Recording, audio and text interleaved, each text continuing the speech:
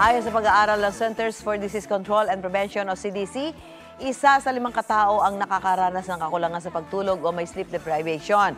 Tuwing Mayo, pinagdiriwang ang World Better Sleep Awareness Month. Kaya pag-uusapan natin kung paano nga ba mas magiging maganda at mahimbing ang ating tulog. Alamin natin ano nga ba ang tamang posisyon kapag tayo ay matutulog. Dahil ang posisyon ng inyong pagtulog, pwede raw palang makaapekto sa ating kalusugan. Yan. At para mas magising tayo, sa usaping ito, makakasama natin si Dr. Via Roderos Galban, isang general physician. Doc Via, welcome sa Dapat Alam Mo. Good evening po, Ma'am Susan, at sa lahat po ng ating manonood, good evening po.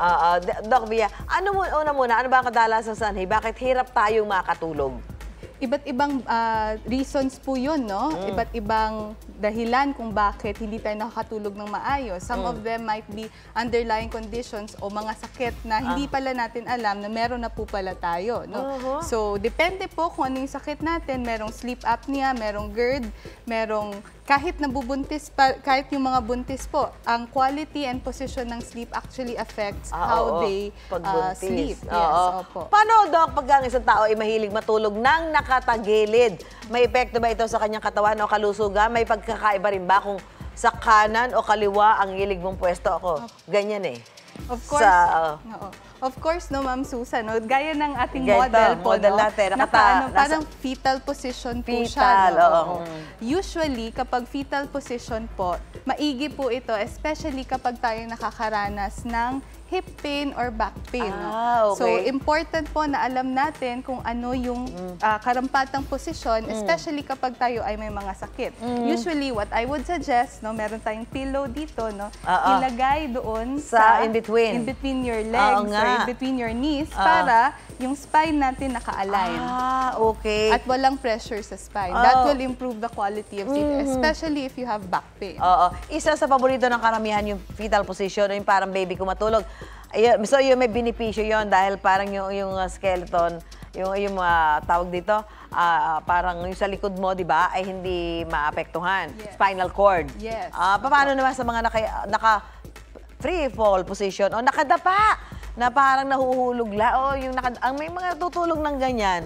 Ako, may mga ano po, no, may mga kababayan tayong mas komportable, no. Actually, this sleep position po is important kapag tayo ay may sleep apnea. Talaga? Kasi kapag may sleep apnea tayo, kapag tayo ay nakatihaya, mas less yung oxygen na nade-deliver sa atin. Mas bumababa yung oxygen natin, actually impeding yung quality ng sleep. Kaya, yung may mga sleep apnea, kapag nakatihaya sila, no, hindi maganda yung tulog. So, what I would suggest, especially kapag humihilik, no, or sleep apnea, nakaganito po. And ang pillow po natin dapat very thin para mas komportable po tayo. Manipis. Manipis. Huwag ganyang kakapal para ka malulunod na dyan. Ano? Ang position daw na soldier position o nakatihaya ay posibleng dahilan ng paghilik ng isang tao. Totoo ba ito? Yan, pag nakatihaya, mas malakas umilik? Yes, oo. Nako, yung husband ko ganyan. No? Kaya hindi ako makatulog minsan. Pag nakatihaya? Oo. Oo nga, oo.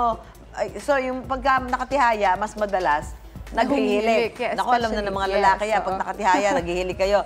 Mayroon din tinatawag na starfish position, kung saan magkahiwalay ang legs at nakataas ang kamay na parang nakahigang starfish. Ano naman ang benepisyo niyan? Ganyan. Variation po yun ng nakatihaya, no? Kapag may back pain or neck pain, no, or hip pain, no, mas importante na ito yung sleeping position natin. What I would usually recommend, lagay natin yung pillow dito sa ilalim ng knees para it reduces actually the pressure doon sa spine natin. Importante kapag tayo ay natutulog, no, we reduce pressure dito sa likod para mas mahimbing yung tulog natin. So hanapin natin yung position na magiging mabilis yung pagtulog natin at kaano tayo, maganda yung tulog. Ayan, natandaan ang mga bili na yan ni Doc Via para siguradong masarap ang tulog at para good mood pagising.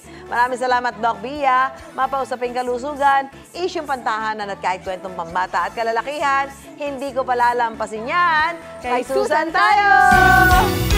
Susan tayo!